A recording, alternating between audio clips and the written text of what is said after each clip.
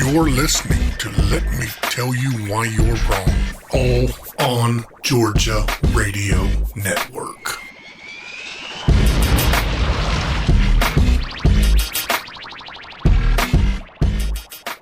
Welcome to episode 149 of the Let Me Tell You Why You're Wrong podcast. I'm Dave Roberts. With me, as always, is the blonde bomber, the Statesboro slasher, the Savannah Strangler, Jessica Salagi. Hey, what? Come on, really?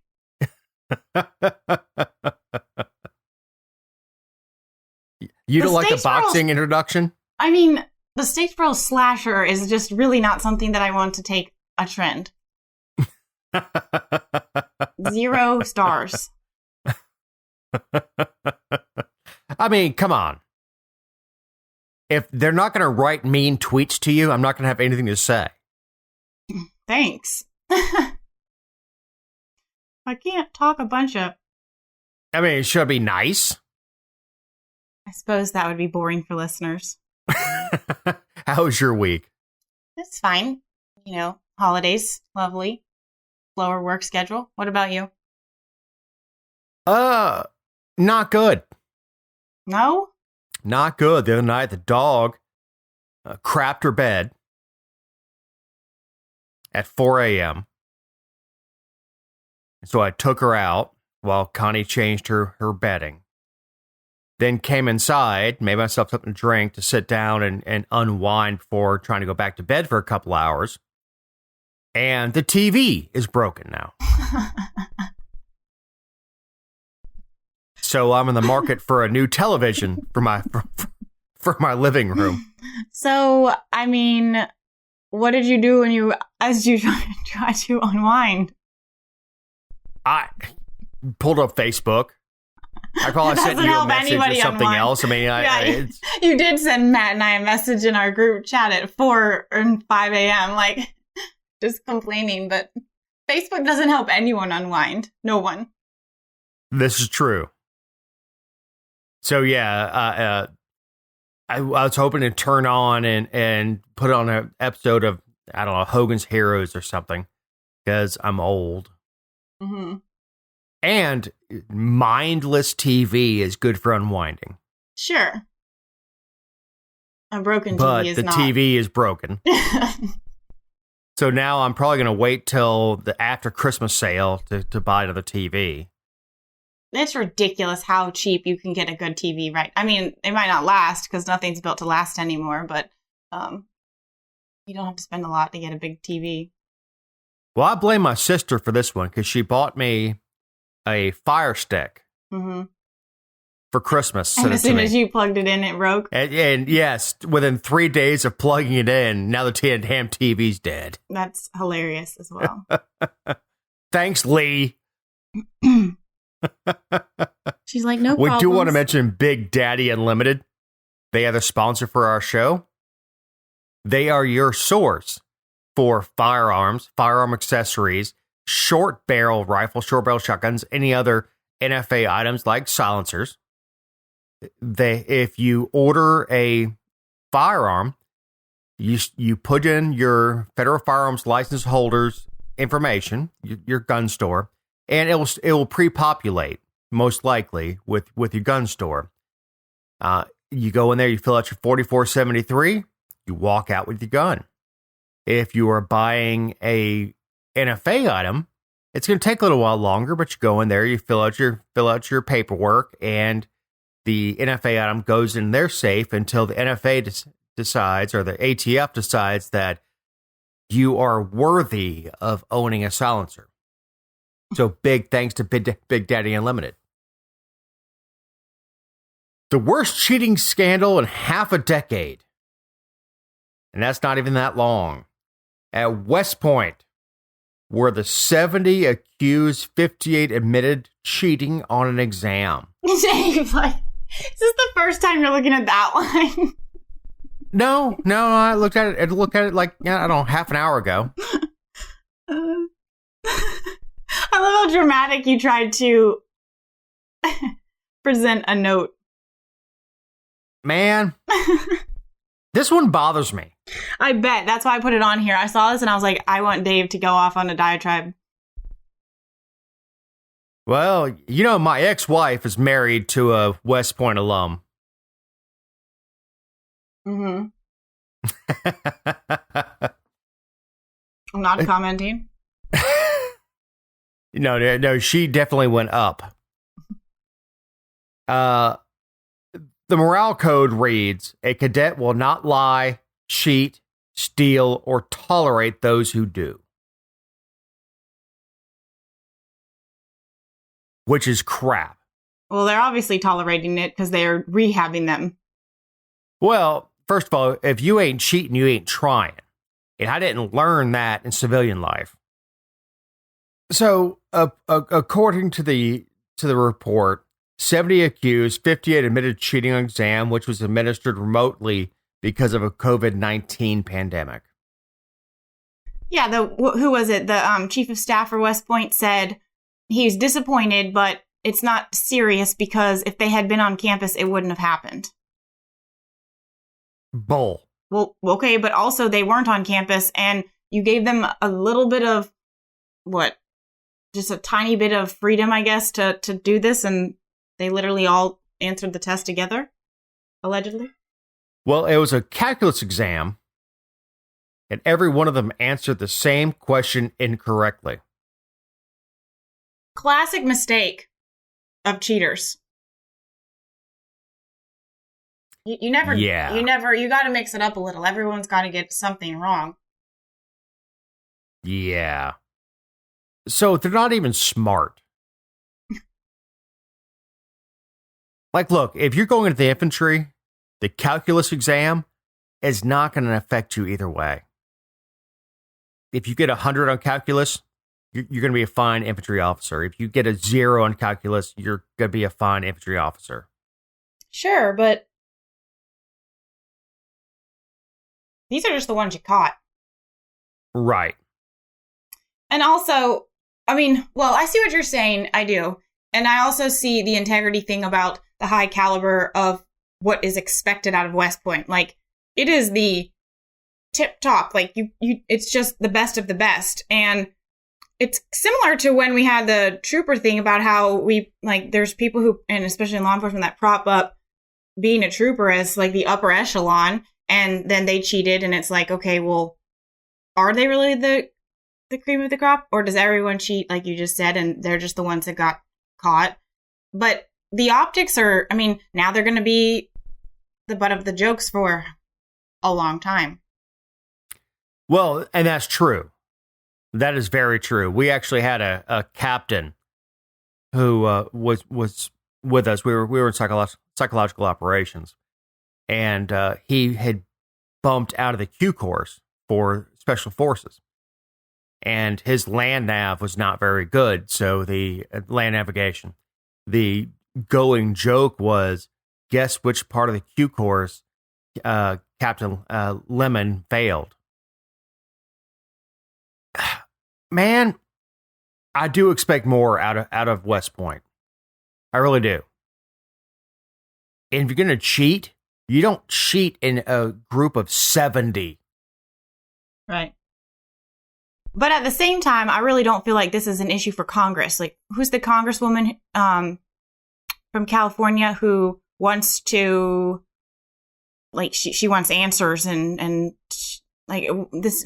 I understand that it's the Army, but yeah, she needs to shut the up. Yeah, I don't think it's a issue that needs to be like, please, are we really going to talk about Congress offering tips on integrity and doing things the right way? Really?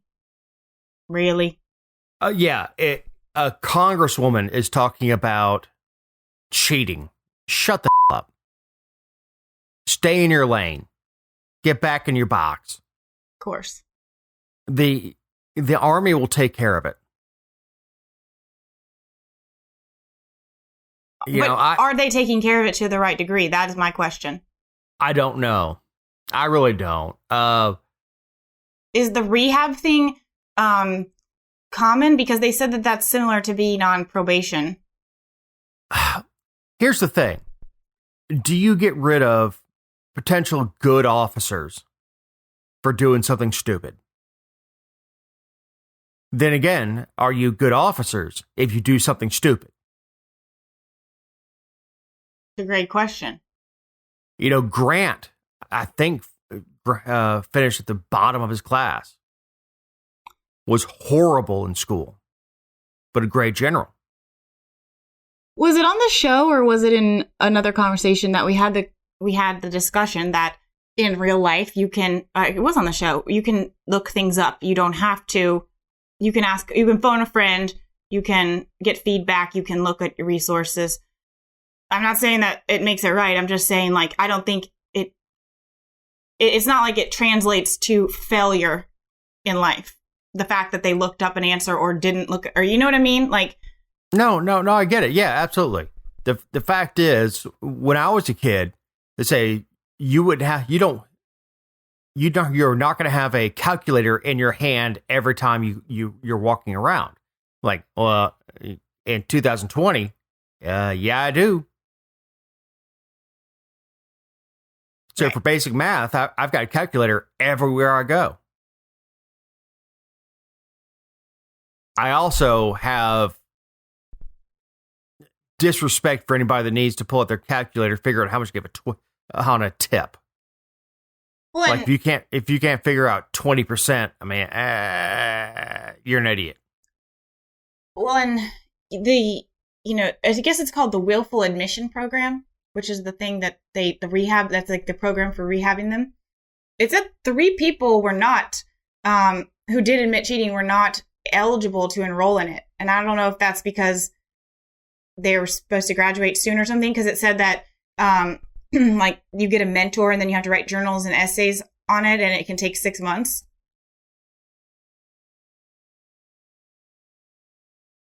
I have a big problem. And look, if this was any other school, I would say, let them make it up and all that stuff. However, the integrity of being Army is a big problem.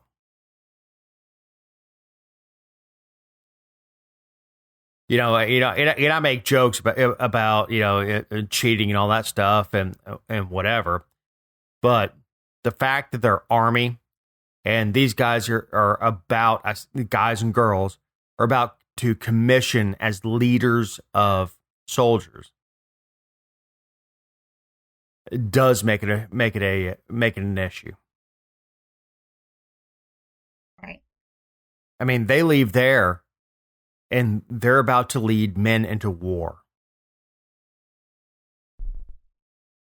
Are you familiar with the incident that happened in 76?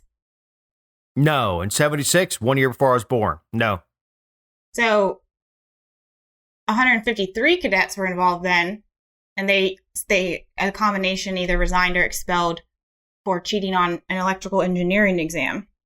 And so the argument is this one is less serious. One of the guys, his name's Jeffrey Patterson, and he's an advisor at the Character Integration Advisory Group. And that reports to the West Point superintendent, I guess.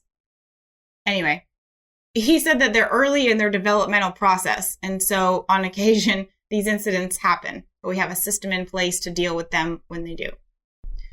I'm going to go with the elected official route and say, if you really want to correct the behavior, publish their names.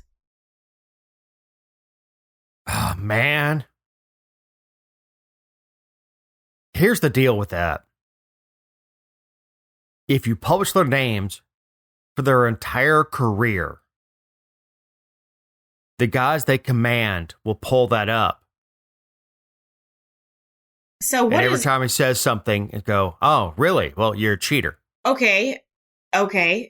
First of all, are we going to pretend like it's not going to be, it's not like the class is a secret who graduates out of this class. But second, what is going to be more effective and make them work harder for the rest of their career and make sure they're on the up and up? The fact that everybody knows that they cheated in school and that they got a second chance after going through this rehab program, or writing essays and having a mentor and no one ever knowing and saying that, we can fix your secrets as long as it's all within this little brotherhood and it's quiet. And just don't talk about it, but fix it. And don't do it again, or at least don't get caught. Really? Well, the brotherhood is a real thing. Right. But what I'm saying is, it's not, a brotherhood is not productive. It's the opposite. If you're protecting, if the behavior is bad, don't just keep it quiet and within. Well, then the only real answer is to expel them all. Well, that's what Georgia State Patrol did. Yeah. And arguably I guess it depends on how you look at it, but they certainly have, well, I'm not going to compare the two. But well, you understand that you can't just expel them. Why? After a certain point, when you expel them, they're enlisted. It says that they can face expulsion, though, after their administrative hearings. Right. But they're not just expelled, they're enlisted. Sure. But so you throw them out, they're thrown into the Army as a private. I don't know. Why do you publish their names? I knew a guy who got busted for sexual harassment and ended up being enlisted in the Army because he had made it past that whatever it is, the 2-year mark, whatever it is that you become obligated with West Point. Right. So I had a West Point educated private working for me. But he did something stupid, so it's called getting demoted. Well, it's not. It turns out he got busted again for the same thing, and I discovered that it was just that he was creepy. And there are people that are just creepy. And I could say something and somebody else could say something and you take it totally different. This guy was just creepy. So, but yeah, he lost his education. He lost everything that was coming to him and was busted down to an E1. So I don't know, man. I don't know. Cheating is a big thing. Is a big thing to honor, and you can't say that you honor your institution and allow a bunch of 70 cheaters to just do extra work, write an essay.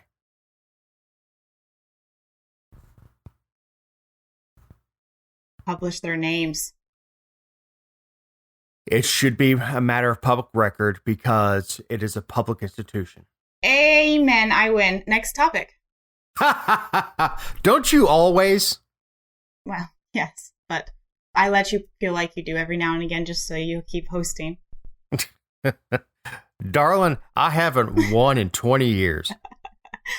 Oh, lucky Connie. Oh, no, poor Connie. No. Not if she's winning. The latest COVID quote relief. This 5,600 MFing pages, according to the woman who wrote this thing. I wrote it last night or after it passed, and I was just real ticked, obviously. I just... how do you come up with 50? I don't have 5,600 pages worth of stuff to say. So, and I have a lot to say. No. Oh, gosh. Go on. So, $600 stimulus pack checks will come out per person, child and adult.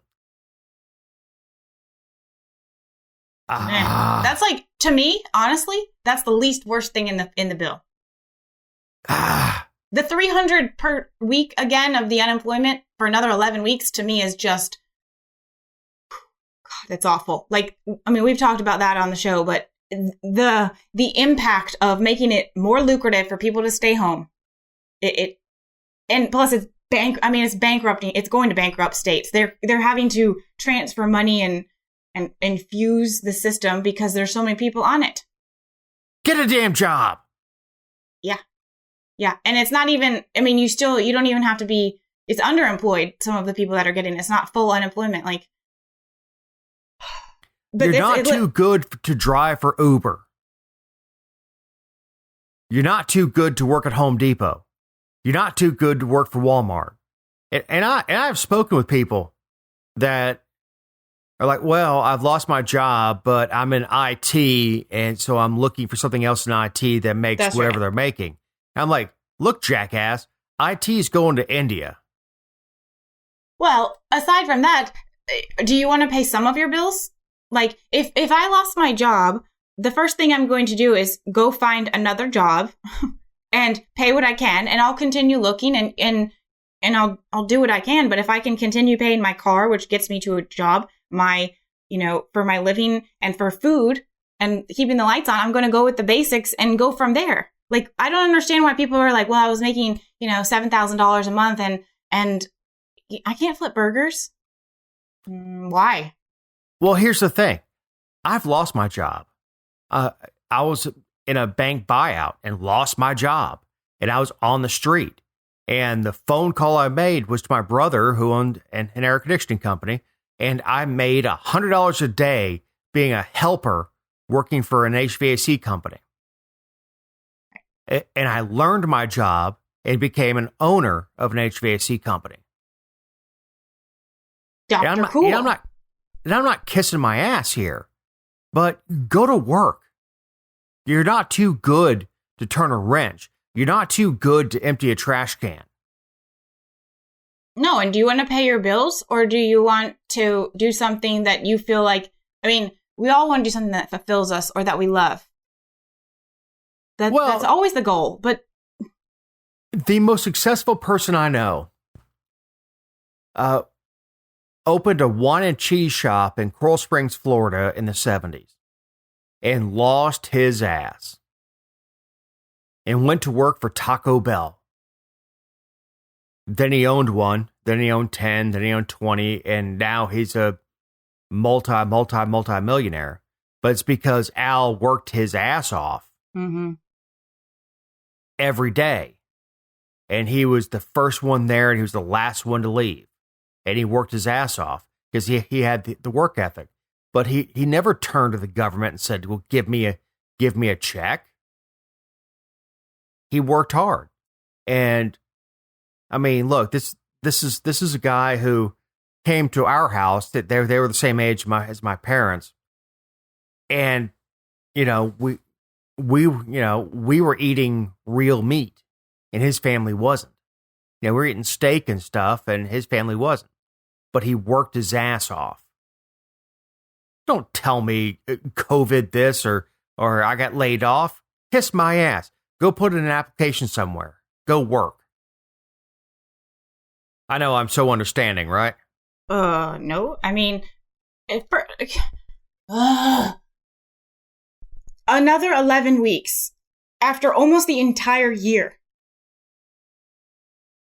And we were talking about this before the show. So like I said, I feel like the direct stimulus I'm adamantly opposed, but I feel like it is the least worst part of the bill. I am outraged over the extension of the eviction moratorium. Because, we've talked about how it's still accumulating. Oh, people are like, oh, they'll have to pay anyway. They'll have to pay it on the back end. They're not going to pay. If they can't pay and they're not paying, they're not going to pay on the back end. It'll just become a debt that they, there's a judgment against them and it'll go on. It isn't happening. Well, right. If you can't afford $1,000 a month now, how in the hell are you going to be able to afford $5,000 in 5 months that you owe back rent? And not all of these owners are rich. It doesn't matter if they are. I mean, that's immaterial. But not all these owners are rich. A lot of these people depend on the rent they're getting in to make their damn bills. Right. Because they signed a contract with somebody and that person said, I will pay you X amount every month. And the landlord said, sounds great. That covers my mortgage and, whatever else.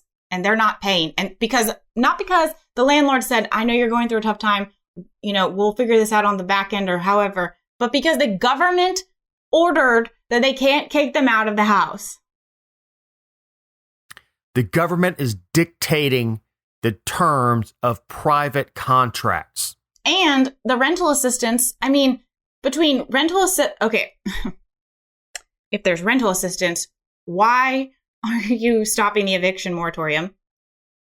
But more importantly, we continue to send out more SNAP benefits. There's unemployment. You're not getting kicked out of your home. You're getting money, and a lot of people are still working. So what are you struggling to pay? If someone was paying my rent and I was getting, unemployment benefits and I got food benefits, I'm trying to figure out what else I would not be able, yeah, I'm feeding your kids.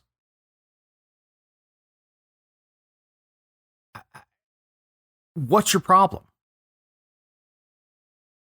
But like I said, they did add an increase for SNAP. And I guess the justification is that more people are unemployed and so they can't feed their kids. I don't necessarily agree with that, because there are people who have been on the SNAP program for God knows how long, and they're getting a bonus. It's messed up. But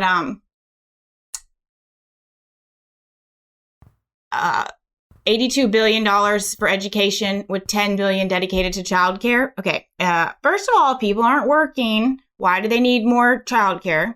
Second, what? If people aren't working, why do they need childcare? Yeah, I don't know, man. I don't know. I don't know. This is where, I separate from the Republican Party. If you're the party of small government, get out of the damn way. There are help wanted signs everywhere right now. Well, I'm a software engineer. I shouldn't have to go work at Lowe's. Well, get your ass over there, move some lumber.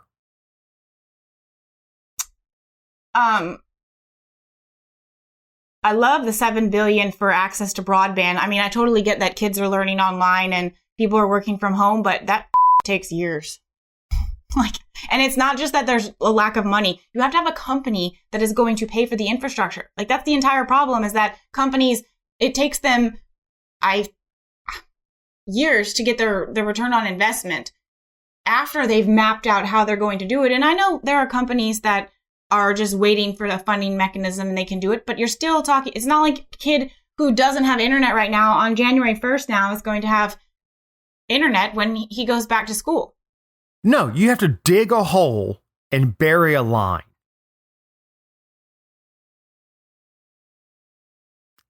I mean, it's not like you can wave that into an existence.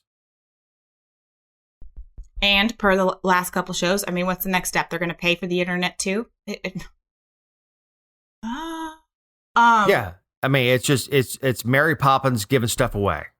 Yep. And they, my favorite, I think, no, my favorite, it's not my favorite. It's not, it's all bad. It's all just terrible. But some of the things that they added in there that have nothing to do with relief is that they're extending a batch of tax breaks for craft breweries, wineries, and distilleries. And I am anti-tax break because the system needs to be overhauled as a whole, as entirely. Like carving out more holes and loopholes and things for different organizations and entities and industries is stupid, and is why our system is so broken, because they'll be like, well, so-and-so gets this, so let's do this. And so I'm anti-tax break.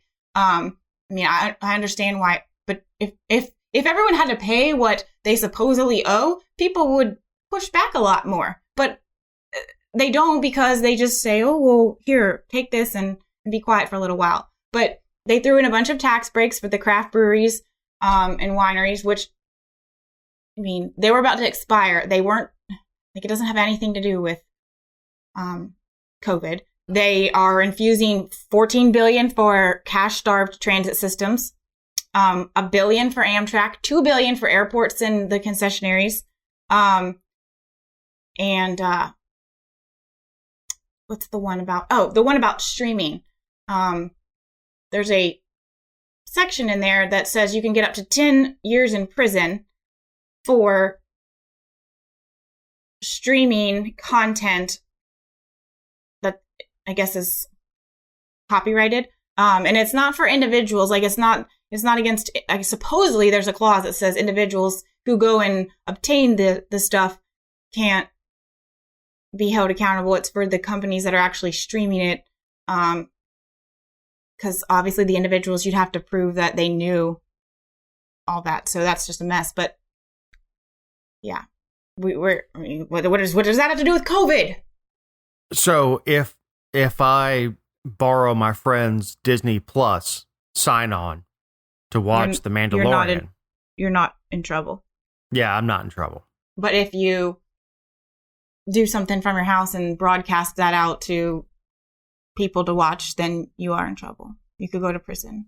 But it's the same thing with what they did with the Delta bailout here, with the fuel tax bailout, is they came to a special session about the hurricane, and all of a sudden they came out, because it was after the election, we're going to give Delta this much money. Mm-hmm. And it was all in the bill that was supposed to be hurricane relief. Because they have no values and they have no soul. And we're supposed to be happy because Democrats wanted $3.3 trillion, and this is only $900 billion. I think Republicans was $1.1 trillion. Like, what about the money we already spent in April 2020? Right. You're spending essentially $1 trillion to give me $600. Go screw yourself. Yeah. And I mean, I'm sure everybody's seen the memes by now about how, like, if you were to actually divide up the 900 billion by the population and just send direct checks, like, it's a lot more. But of course, we're sending money to Sudan. We're sending $4 billion to help other countries vaccinate. What the is that about? Ooh, Eric, get your button on.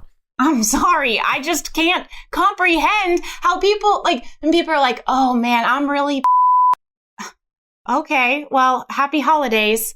And if you don't think it's by design that they are doing this week so that on, that you're all mad and everything, and then on Thursday, your family shows up and you're all like, oh, look how wonderful, we love our family, and you forget about politics, and then the new year comes and they move on to something else.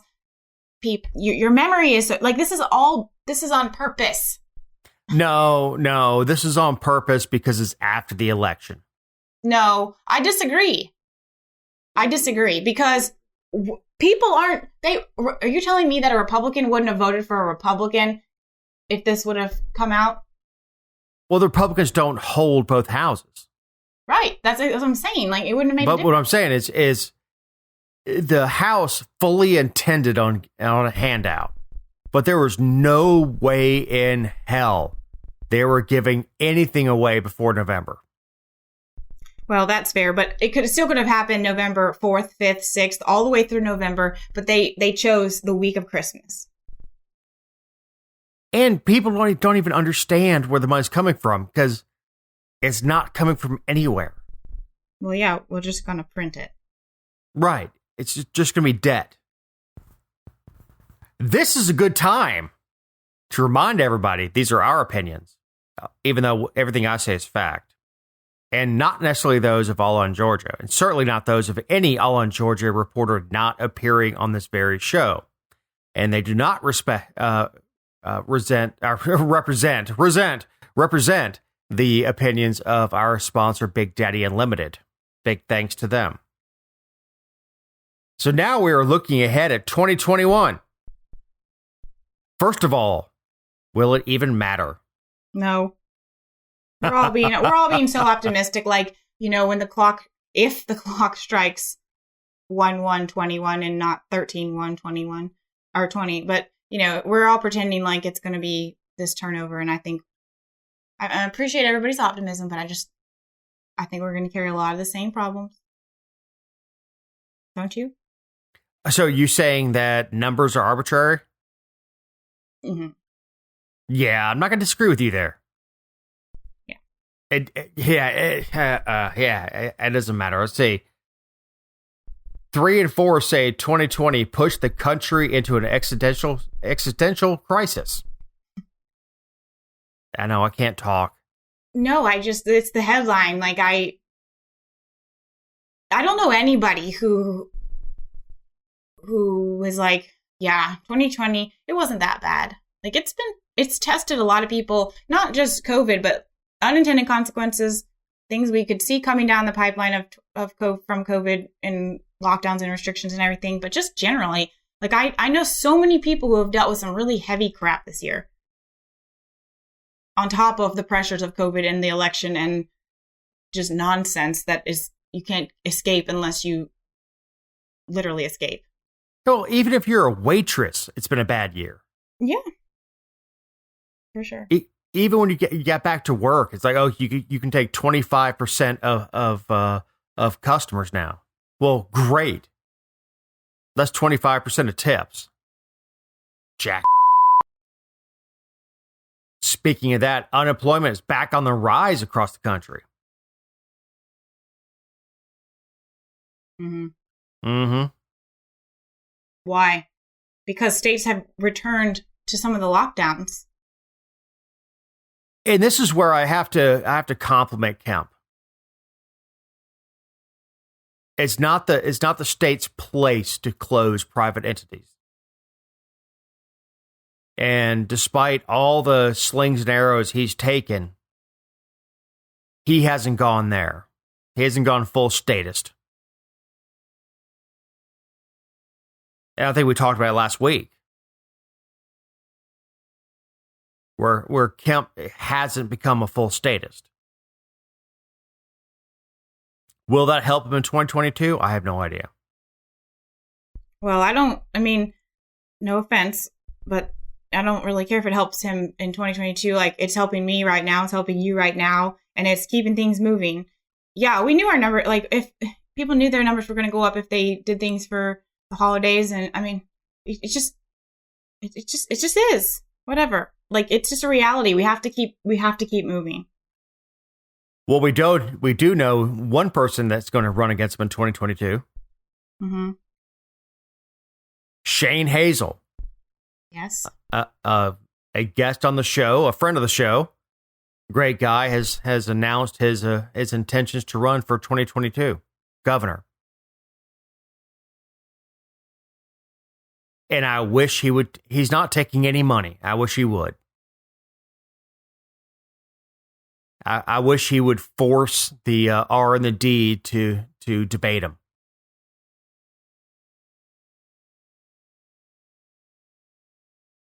But hopefully we'll be able to get Shane back on the show to talk about it.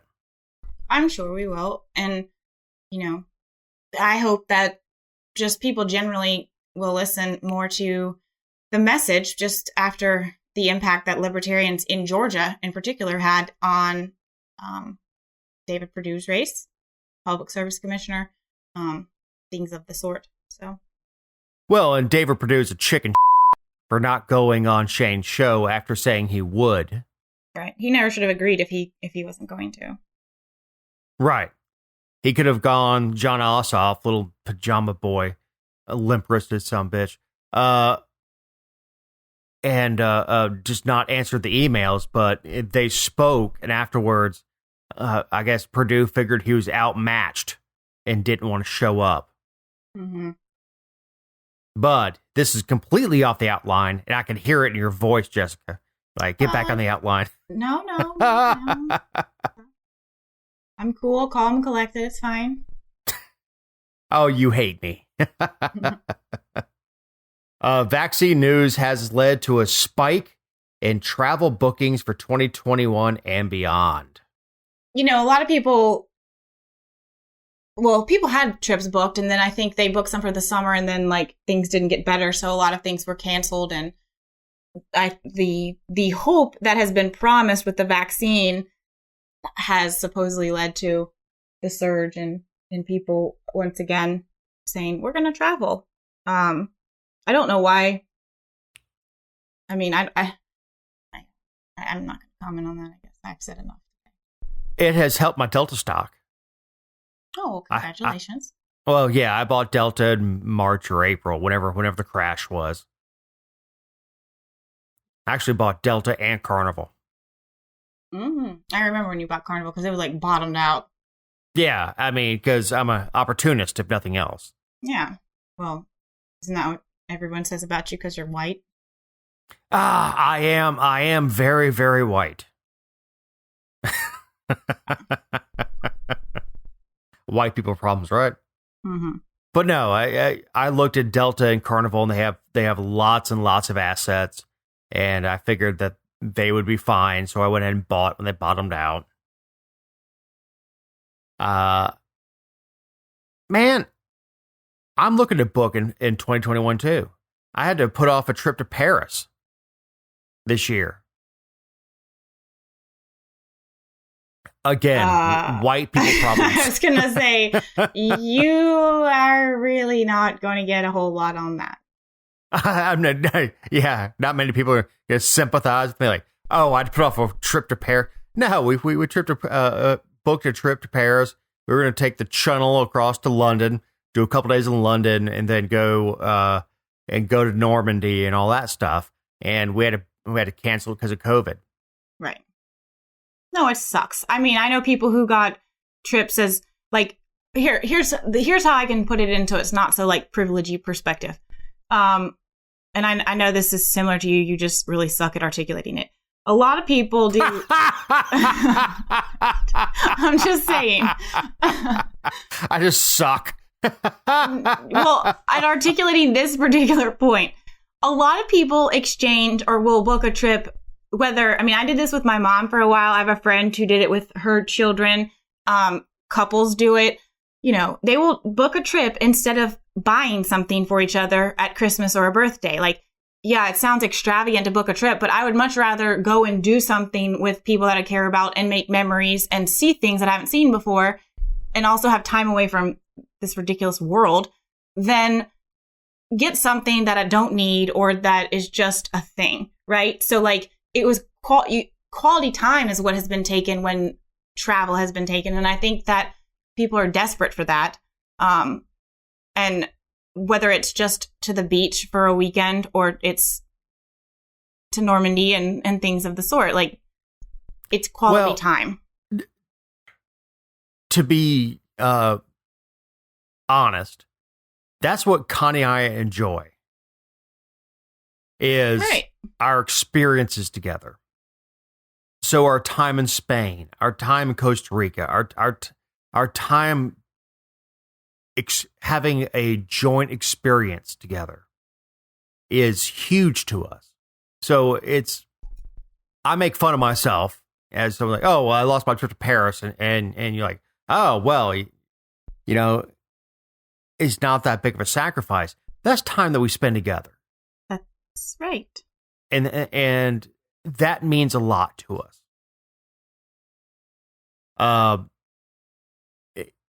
Man, I don't know. I don't know if we'll ever come back. And here's the thing. I'm not in line to get the damn vaccine, but if they make it a condition to travel, I guess I'll take it. Yeah, that's, I think, going to be, well, first of all, it's going to be a problem for anyone who travels for work. Like people who jet all over the nation, you know, for every week. Then what? Right. Well, it's going to be one of those things where you're going to have to, and it has been for years. If you want to travel to I don't know, Brazil, you need to show a vaccination. And that's just going to be, it's going to be a condition. I don't think the vaccination is going to work because the damn thing mutates. Yeah. Well, it's like the flu. It's already mutating. That's why the UK shut down again. So getting the shot, I don't know. I don't know. I don't want to get into an anti-vax thing, but I don't know that it's going to solve anything. I mean, if I get it, I've got a 98% chance of surviving. I don't have a 98% chance of surviving going to Lennox Place Mall.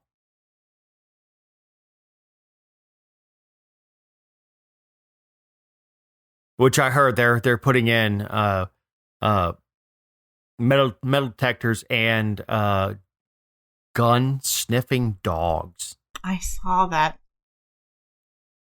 Gun sniffing dogs. Yeah. Yeah. I would not go to any mall without a gun on me. Of course, I don't leave the house without a gun on me. Right. I mean, if that's okay, I'll shop somewhere else. No problem. Yeah, the only reason I went there last time was to kill time so the maid could change the room. Dave, you sound I know. so privileged this episode. I know. Word. I know. Stick to the outline, buddy.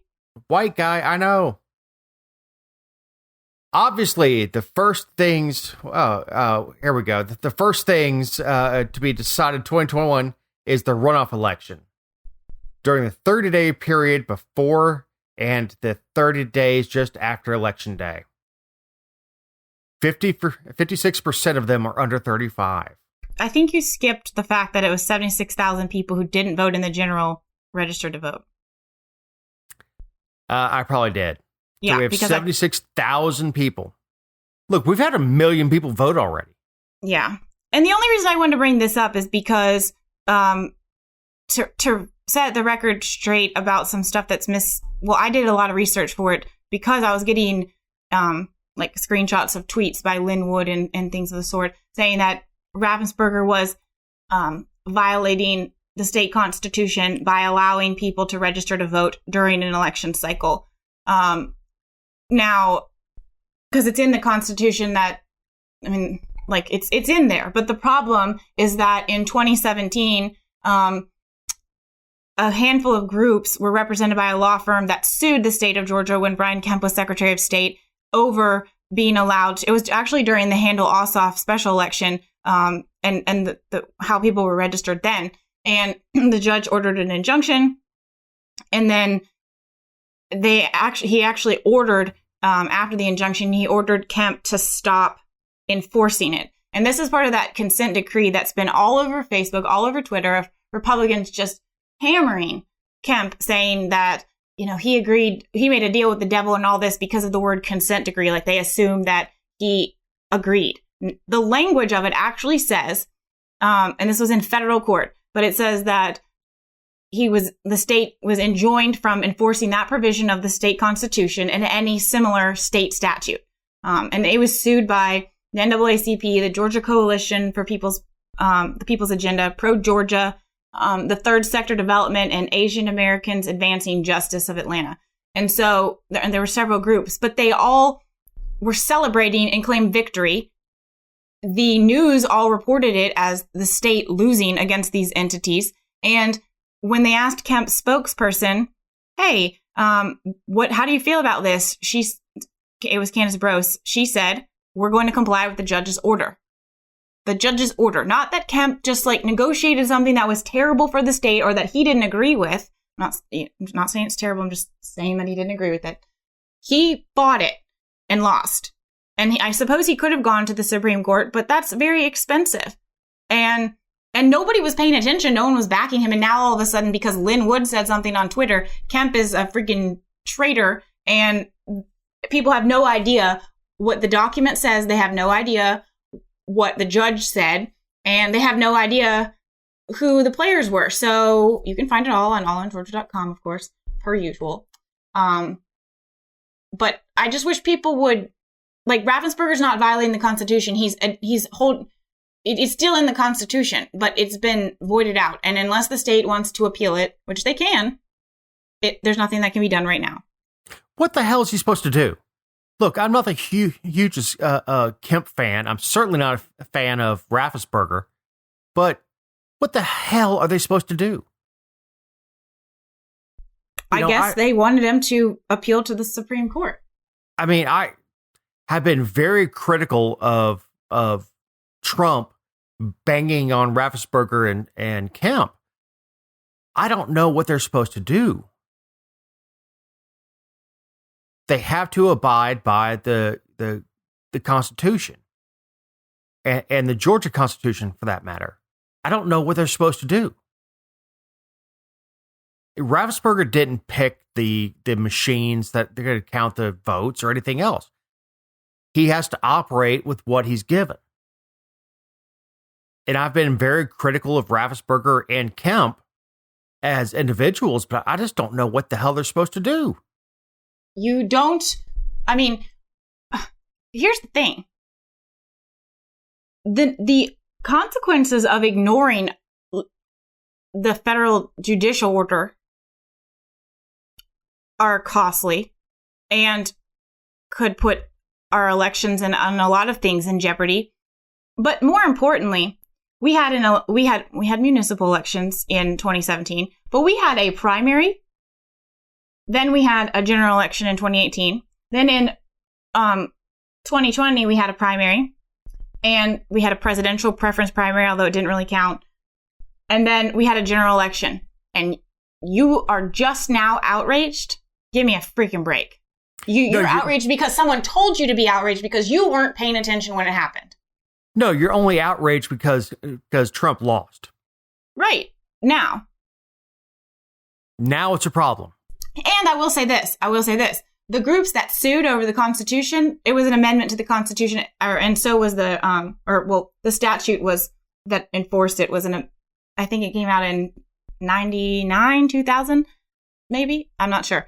When Kathy Cook was Secretary of State, a Democrat, when the state was still run by Democrats. And so the Democrats are just as guilty as waiting for it was timely, because in 2017, almost 2 decades after it had been passed and approved by their own party, they decided they wanted to sue and say that it was unconstitutional, and they went after Brian Kemp for it. So on both sides of this, Kemp has been the punching bag, and all he's done is enforce the law and the statute and the Constitution as it was written. And then when the judge said you can't do that, he said, okay, I'll do it your way. That's literally all he's done. That's his job. Right. He is the executive. His job is not to make law. His job is to enforce it. He is the executive branch. Yes. Man, I a lot of times I tell people to stay in their box, stay in their lane, and all that stuff. But right here, he is. He's in his box. He's in his lane. What the hell do you want from him? I think they want him to join them in the streets with their pitchforks. Right. And you know what? Emotionally and his opinion, he may be with them in the streets with a pitchfork. But the fact is, he's respecting the office and staying within the law. Like, I don't... God forbid he didn't. Oh, my God. Right. But here's the thing. I don't want him going on his opinions. I want him staying within the law.